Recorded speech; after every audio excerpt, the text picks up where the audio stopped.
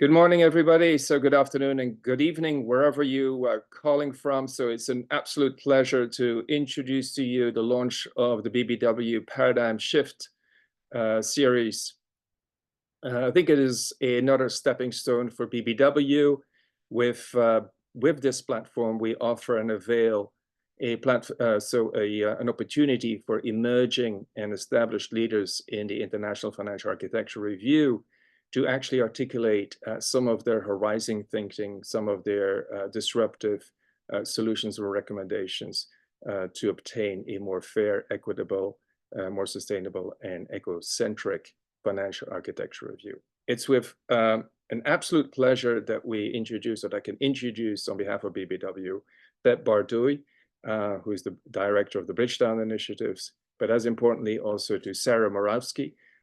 Sara is a very promising, long-standing BBW member, also research lead at the Sustainable Finance Lab in Holland, and also this year been selected as one of the top 50 sustainable women. So with that, I'll hand over to Sara, and see you later, guys. Thank you. Take it away. Hi, Frank. Thank you. And hi, everyone. Welcome. Thanks for the very kind words. I'll just jump right to it. So my name is Sara Murawski. I work for the Sustainable Finance Lab based in Utrecht. And I just wanted to say that our speaker needs to leave a bit early today. So we'll wrap up in about 30-40 minutes.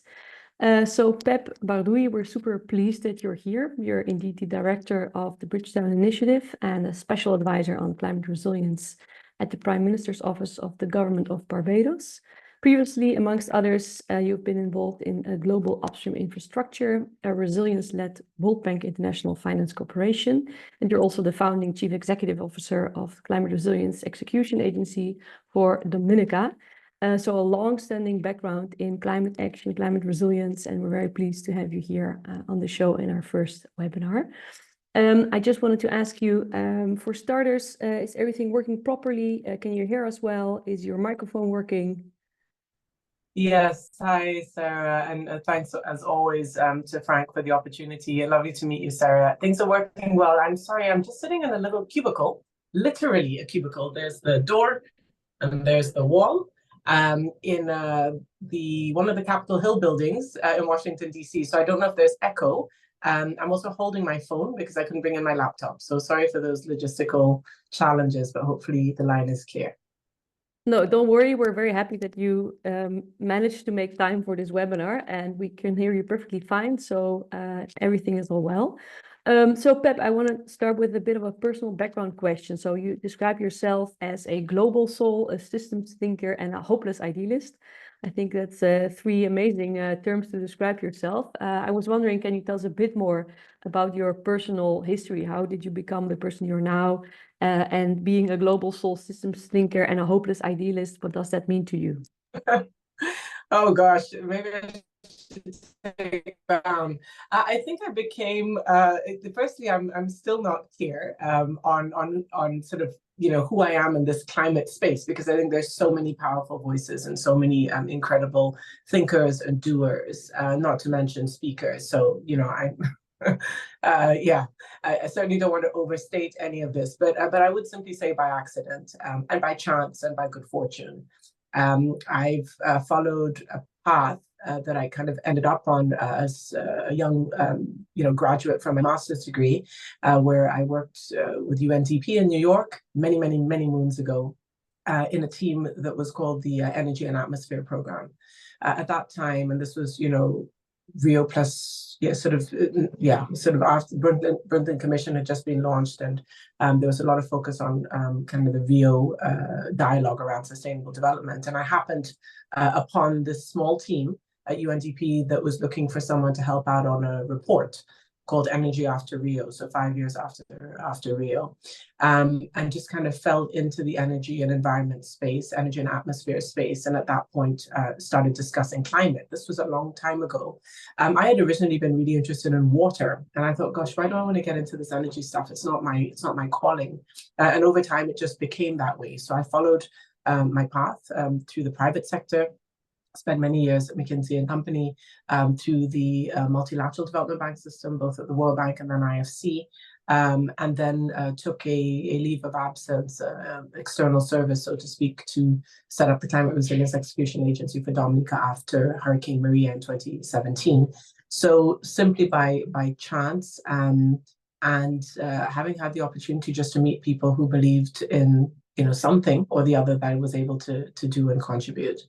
What does it mean to me? I think it means, when I say systems thinker, I think it means that we collectively, but certainly myself as an individual, I'm unable to see issues as single, sort of the challenges as single issues. I see them as deeply interconnected. I see the challenge that we face in relation to the climate crisis at the moment as deeply intertwined with our economic development model and what we consider to be progress. I see it linked to the aspirations of individuals, the ambition of individuals, but also the complacency of individuals. And so for me, it's the inability to separate technology from society, challenges from the economic development system, and aspirations for what is considered to be progress from actually what is considered to be peace and contentedness at a more kind of basic or individual level. Thanks, Pep. That's, I think, a very holistic and comprehensive answer. So I hope you can be as concise regarding the next question, which is related to the Bridgetown Initiative. So I think most people are aware of it. Could you still explain the Bridgetown Initiative to us in a nutshell, and also reflect on your role in it? And we would be also very interested to hear how the Bridgetown Initiative has grown from strength to strength, and what kind of major policy shifts Bridgetown 3.0 proposes for the next COP, in which you're probably also already very deeply involved. No, absolutely. So the Bridgetown Initiative came into being in the summer of 2022. I believe our dear friend Frank was actually at the table at that time. I was not. And I think it really emerged from a frustration that during the pandemic, countries like Barbados, and Bridgetown is the capital city of Barbados. The initiative is named after a meeting that took place there during that summer. I think there was some frustration, deep concern, and actually, real crisis in countries that have a huge dependence on industries that were flattened, were wiped out during the pandemic. So the tourism industry contributes between 40 and 50% direct and indirectly to the GDP of Barbados. At a time when people travel the country, there was a huge pressure on the government in terms of reduced revenues, in terms of lost jobs. At the same time, the need to make sure that you are shoring up the economy, so taking on debt. So there's a challenge with liquidity, there was a challenge with debt, there was a challenge with the climate crisis as it has emerged over many, many years, where countries have had, in the aftermath of a particular catastrophe, like in Dominica, or recently in the Caribbean with Hurricane Beryl, in Florida with Milton and Helene.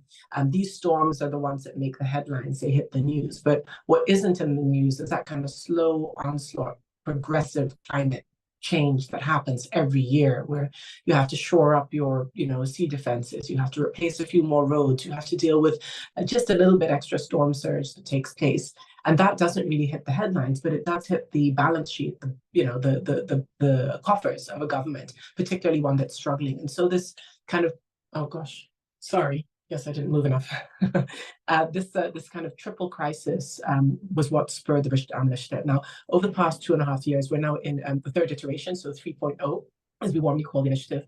Quite a bit has happened. So the pandemic is almost a distant memory for many of us, for better or for worse. Debt is now increasingly in the headlines when we think about what's happened in Sri Lanka, when we think about Zambia and many, many, many other countries, dozens of countries that are in debt distress. There's discussion around this, the recent riots in Kenya, all of this is linked to debt. And so the reform of the international climate and development finance architecture is really what the Bridgetown Initiative focuses on. And the third version, 3.0, has 3 core themes. The first really fundamentally relates to changing the rules of the game. The Bretton Woods institutions, and anyone listening to this webinar most likely knows the history of BBW. But the Bretton Woods institutions have been around for 80 years, and they were set up at a time when the world looked very different. Economic power looked different, populations looked different, and certainly, who was in charge, who was sitting at the helm of government Most of the countries, including the one I'm coming from, Dominica, and the one that I work in, Barbados, weren't even independent. And so you didn't really have a seat at the table, and you didn't have that decision-making power. So fundamentally changing those rules of the game, they go beyond the governance of the system. They also start to speak to, are we looking at, just funding climate change mitigation adaptation, or are we really looking at forcing emissions down through other mechanisms and giving incentives through universal carbon pricing? So how do we change structurally the system? Second relates to shock-proofing economies. For economies that are in or approaching debt distress, how do we deal with them? How do we help countries that, on an annual basis are dealing with, increased vulnerability, increased climate impact? And then the third area really relates to climate finance or shoring up the financial system so that we're able to provide the resources that countries need. And in a nutshell, that is, at the short term, we need more cheaper, longer term financing for all countries, low income, but also middle to high income countries that are considered climate vulnerable. So as you can tell, it's quite difficult to kind of summarize all of this in 30 seconds because I wanted to give you a little bit of history. But what it means to be part of Bridgetown is that it's an initiative, it's a movement. It's not an institution. It's a team of essentially myself and a few other colleagues who pitch in with expertise in certain areas, but we have a tremendous reliance on civil society, on foundations, on bilateral development partners from many governments that are supportive of this, and increasingly actually on the multilateral space, on the IFIs, who are now saying increasingly, and you will have seen this from some of the statements that came out from the IMF a couple of weeks ago and from the World Bank just last week, in terms of wanting to make progress and wanting to be seen as a partner to Bridgetown as well as to other initiatives that call for the reform. And then perhaps with that as a last point, I will say that I often get asked is Bridgetown kind of the main initiative? It certainly is one that has tremendous brand recognition, in large part due to Prime Minister Myanmar Mottley, who is just a force of nature. But there are many other initiatives that I would say, if you think about this as a Venn diagram, they overlap, they influence, and they complement very synergistically what Bridgetown is saying. And that's really, really key, because Bridgetown, I think, has sparked a sense that the Global South can be reinvigorated and think about change in a holistic and collective manner, and that solidarity that Bridgetown brings without the restraints and constraints of being in an institution is quite distinctive. Wow, thanks so much, Pep. So maybe on this force of nature element, so are there indeed particular people you feel inspired by while advancing the Bridgetown Initiative? Because it sounds like quite a small but also super powerful team. No, absolutely. I mean, clearly one of them is my boss. So Prime Minister Mottley is someone that I think many of us look to, not just for inspiration, but for a sign that you can break the mold, and that's something that I'm truly appreciative of. But there are others. There are others, leaders in institutions who I think are willing to speak up, and Dr. Ngozi in the trade space is amazing. What's interesting is that there are a number of powerful women that I think we are now beginning to recognize. Just yesterday, there was a panel at the IMF in the atrium, which was live streamed. I'm sure for folks who might be interested in the topic, you can find it online, where the Deputy Managing Director, Bo Lee, a gentleman, was interviewing a number of very powerful women from the EIB, from the IDB, and from CIBC, the Caribbean, one of the banks in the Caribbean, and of course, Prime Minister Mottley. So you had four powerful women on stage talking about how debt for nature swaps, debt for climate swaps can be executed. And so I would say that it's not even a handful, it's in many circles. You see tremendous inspiration, and on different levels, right? Because that inspiration can come at a visionary level, and it can come at the micro level in terms of people who are on a day-to-day basis doing delivery and implementation, which is often the hardest part. Yeah, and we'll talk about also the role of civil society and also BBW a bit later on. I'm wondering, these networks of powerful female and other people and speakers, is that a new phenomenon? You've been in the field, of course, for a while now. Do you see this as something new occurring, or is it indeed the materialization of years and years of effort of at first perhaps not being seen, but then finally finding a place to get a stage?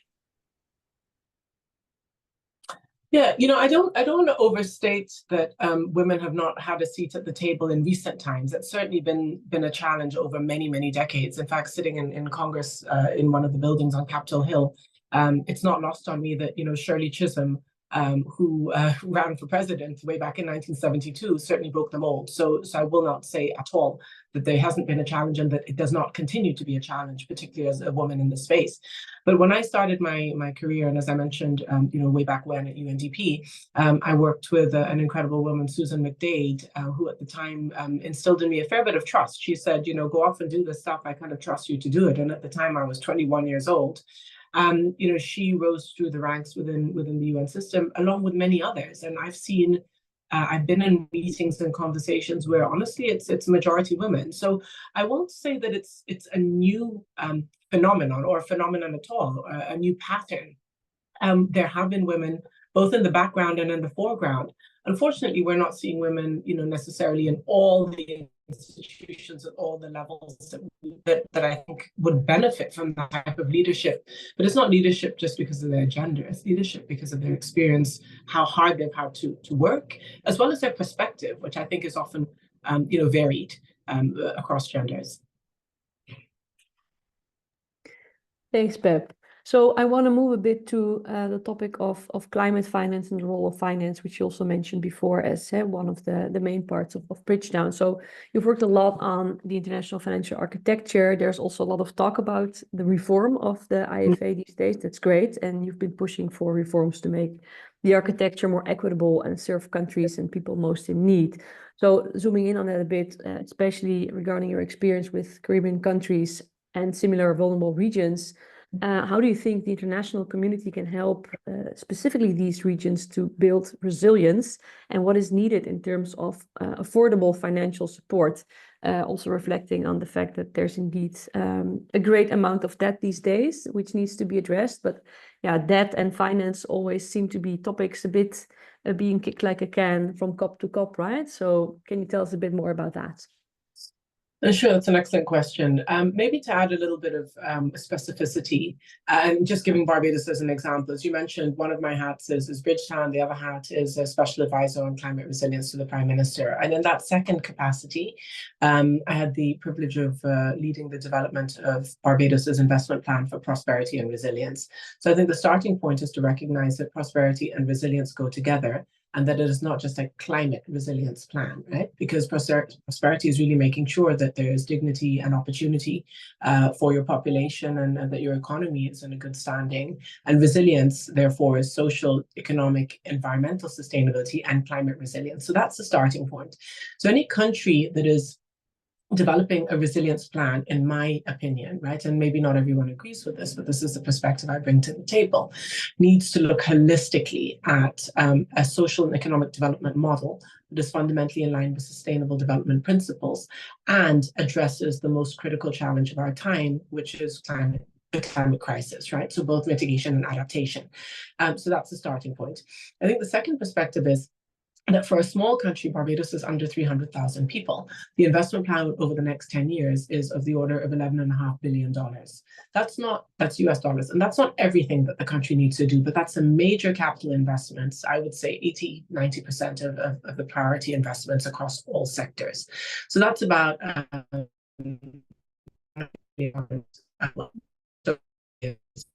of money. The country like Barbados brings to light some of the challenges at a more micro level. So Barbados is under an IMF program. They're under pressure to reduce their debt to GDP ratio. And before I continue, can I ask if you can still hear me? Because your screen has frozen and I don't know if that's a challenge. No, I can hear you. I can hear you, but your screen on my end is also frozen. Oh, great, you're back. Oh, no. Oh, dear. Yeah. Well, you just came back. Maybe let me turn the camera. Hopefully it's not frozen with my eyes closed or some horrible position. No, you're smiling. That's good. I'll just wait for the Wi-Fi to settle. That's great. For the internet to settle. I'm not even on Wi-Fi. Let's see if I'm back and let me know if not. I'll turn my camera off again. So I think the second point that I was mentioning is that countries like Barbados is under an IMF program, so it actually has to reduce its debt to GDP ratio. how do you reduce your debt to GDP when you actually need to increase your investment? And I think that speaks quite clearly and crisply to what Bridgetown is saying, which is that, for countries under an IMF program, how do you actually, make the necessary investments to become resilient? Next year, everyone's focusing on the NDCs. Everyone's going to deliver. All countries are going to deliver these ambitious NDCs. But those ambitious NDCs aren't going to materialize if there isn't financing on the one hand. And frankly speaking, the machinery needed to implement programs of the order of tens of billions of dollars in countries that are not, and I want to be very careful here because we often say that developing countries don't have the capacity. That's right. There are certainly challenges, but there are challenges across many, many economies, both emerging as well as more industrialized. When you are implementing large-scale programs, they don't just happen without machinery pulling together. Look at the United Kingdom; they have the Prime Minister's Delivery Unit. Look at countries in Southeast Asia. You have Pep Bardouille. You have a number of these entities that were really set up to drive transformative change. And so I think the focus only on developing strategies for countries to become resilient and making sure that the financing is there is a very large part of the equation. But the other piece is, how do you actually build institutions, not just at the international level, but also in government, so that you're not reinforcing a reliance of small countries in particular on the World Bank, on the Inter-American Development Bank, the Caribbean Development Bank, on the FAO, on the GCF, to kind of push things forward, that you're actually allowing the system to truly build capacity. And that capacity is not through workshops and training programs. It's by, learning by doing and putting reinforcements on the ground to work side by side. And so my perspective from a small island is, it doesn't take that long, and this is a good part, in a small island to develop a strategy because the system is fairly small. What it does take time to do is shake the trees for the financing, particularly for countries that are middle to high income, right? Calling a spade a spade. A country like Barbados, which is middle to high income, where people say, well, you're not low income, you're not an IDA eligible country. And yet when you look at, the equation, you cannot balance it without a huge injection of concessional capital, that more cheaper, longer term financing. Otherwise, your debt is not sustainable. And then the last piece of the equation is delivery. So now that we have this ambitious program, we need to work night and day to make sure that it actually leads to the results that everyone's looking for. So I think my main kind of the soapbox that I will never get off, speaking on, is that we tend to very loosely talk about, we need to help countries become resilient. We need to reform the architecture. Look under the hood. There's real people and real countries and real challenges on the ground that are, have to be addressed and are designed to be addressed by this reform. How do we make sure that we don't stay at the superficial level, at the intellectual level, at the academic level, at the advocacy level, when the day-to-day challenges are very much in the difficulty of getting things done in a country, any country, not just developing countries. Thanks, Pep. So maybe one more question related to this issue. There's a lot of discussion always on the role of public finance on the one hand and private finance on the other. So this silver bullet of blended finance, there has been quite broad acknowledgement that it's not really a silver bullet. If you look at what's happening exactly on the ground, as you're saying, like there's a lot of assumptions, there's a lot of hope. But if you look at what's happening on the ground and the mobilization of private capital through public capital, the ratio often is much lower than assumed. Do you also see that indeed in your region? And can you say a bit more about what you think the role of public finance especially could be also from an institutional perspective? Another very, very good question. Thank you for asking that. You're absolutely right. We tend to, have, I don't want to call them buzzwords, but concepts that people grab onto and then don't dig deeper into. And private capital mobilization is one of them. So again, I'm turning to the investment plan. So about 60% of that $11.6 billion is expected or could potentially come from the private sector. Why? Because we're looking at investments in the port infrastructure. We're looking at the power network and battery storage. We're looking at housing, and a lot of that housing is, privately owned and upgrades that need to happen. So there's a huge chunk that's potentially lending itself to private participation. But what does it take for the private sector to come to the table? It's not just the availability of blended finance. You also need other conditions. So firstly, we need to think about, and again, another overstated concept, but it is important. the enabling environment. Are all the rules and regulations and legislation in place? Is there an office? So when we expect private participation in large-scale infrastructure, is typically through public-private partnerships. Is there a PPP framework? In the case of the energy sector, is there an IPP, which is an independent power producer framework? Is there a tariff-setting framework that allows the private sector to feel that they can recover their investments? So there's all these kind of nitty-gritty details that are necessary to deal with on frankly, on the implementation side of the enabling environment. So that's one piece. The second piece is there an interest of the private sector in coming into a certain market or in acting in a certain market? So we often think of private capital mobilization as external, foreign direct investment. What does a country need to do? We need to make sure that there's access to, a system that does not penalize countries and excessively high excessively low credit ratings, which then affects their cost of capital, right? So we often think about that. But again, in many of our markets, for example, Barbados, there's a lot of liquidity domestically. There's a lot of money sitting in domestic banks and saving accounts that doesn't have anywhere to go. And why is that? A, because it's overexposed to the handful of companies that exist in a small island state. There's not that many large companies. And B, because that capital often doesn't want to take long-term risk. There's a culture, there's a history of trading where you import, you add a margin, and then you sell in the domestic market. But you're not always willing to do the 20, 30, 40, 50-year investments in long-term infrastructure. And then the last bit is that there's almost an expectation that the government will deliver everything. So there's a lot of kind of culture around private capital mobilization, even from the domestic market.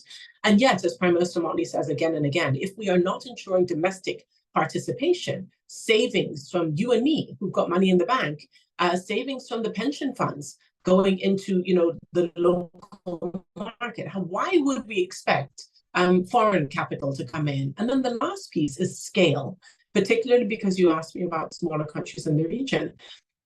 That private capital that could come from outside, foreign direct investment, is often looking at larger markets. Why would I go to Barbados when I could go to Brazil, or to a Guyana or to a Colombia in the region, Latin American, Caribbean region?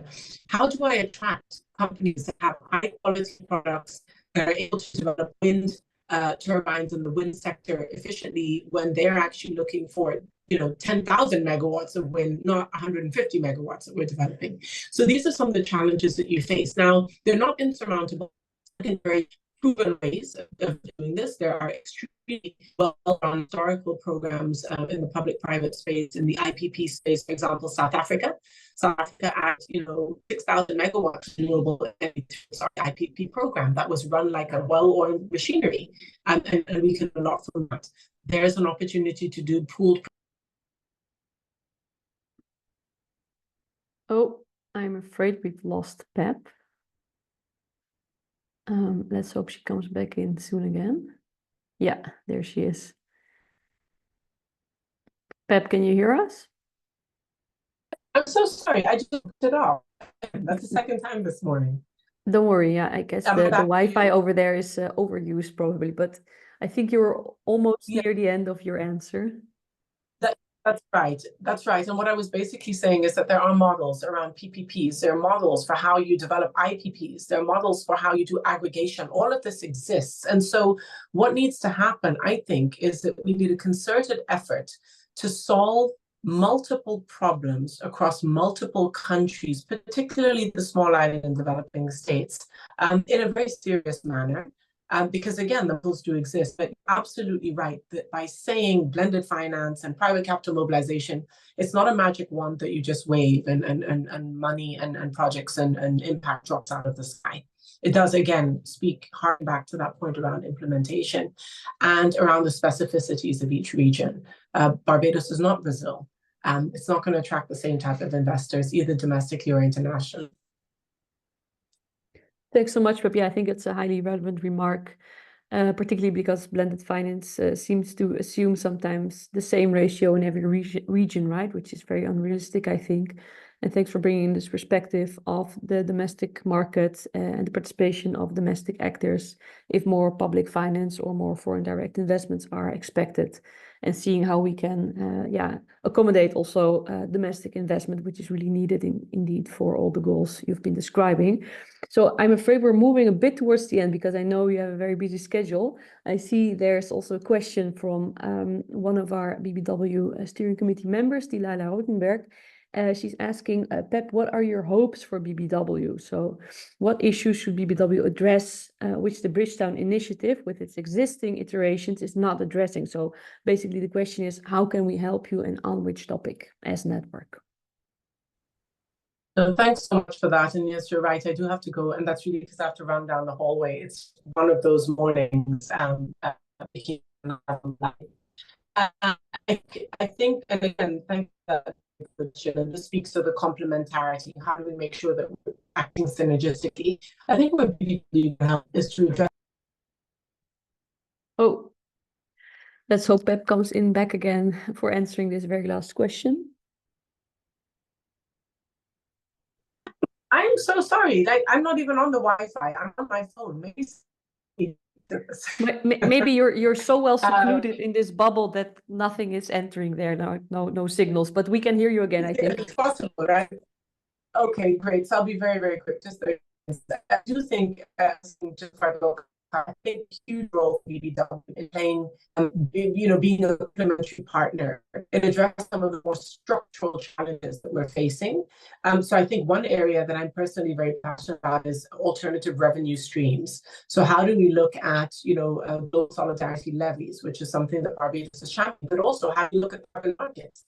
How do we make sure it's actually part of a system, not on the margins of a system and are spoken to as carbon? Oh, I'm afraid we're not very lucky today with the Wi-Fi or with any other signal. Pep, are you back again with us?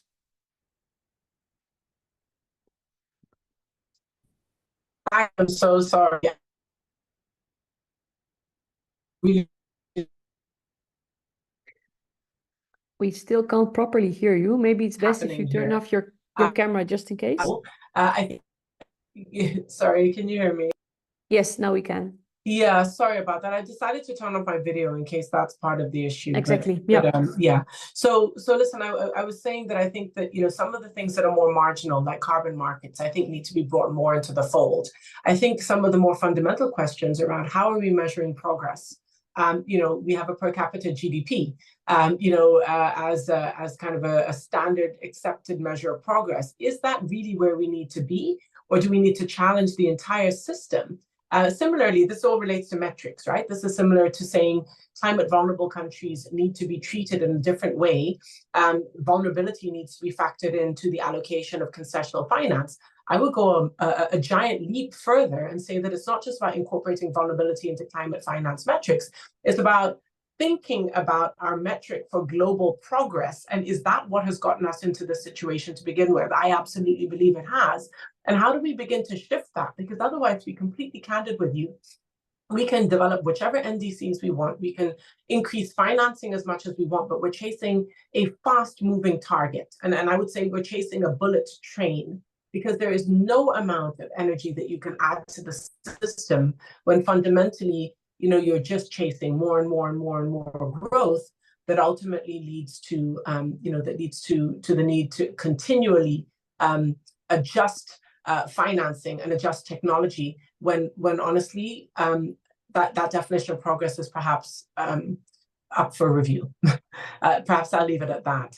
I am so sorry. I will have to properly drop off now. I do have to thank you, Sarah, for such excellent questions, and thank you to those who have been patient enough to listen to both the answers and the interruption. And as always, thank you to Frank for trusting me to join this. I'm really, really excited about where BBW is going and look forward to following progress and being involved as you progress. And a tremendous thanks from our side, Pep. Wishing you all luck with your further work, and especially today also with all the meetings. And we're there for you to help you, because I think we're on the same boat here. So I'm very happy to stay in touch. And thanks for those very illuminating and comprehensive answers today. Let's hope for a better connection next time, but it was not your fault, Absolutely. obviously. So let's continue on another occasion. Thank you so much and all the best. Thank you. Thank you. So with that said, I'm just looking at Frank. Frank, is there anything you'd like to say in terms of closure? No, thank you. Thank you very much, Sarah and Pep. Of course, she had gone. I think, this concludes our first webinar session. I think very some illuminating kind of insights from Pep that have been shared. And most importantly for BBW, to what extent can we onboard some of her recommendations and also invitations to further collaborate on that subject. So I'll take it from that. And wish everybody else, a nice remaining day, afternoon, or morning, wherever you are. And thank you for your attention, and also apologize for some of the technological difficulties. I'll also take this opportunity to invite you to our next webinar section, which will be on November 20th, same time. And this time it will be moderated by William Hines, who is also a longstanding BBW member and senior climate scientist and the private advisor to the president of Zambia, Jinto. With that, I bid you farewell and hope to see you very soon. Bye-bye. Bye, everyone.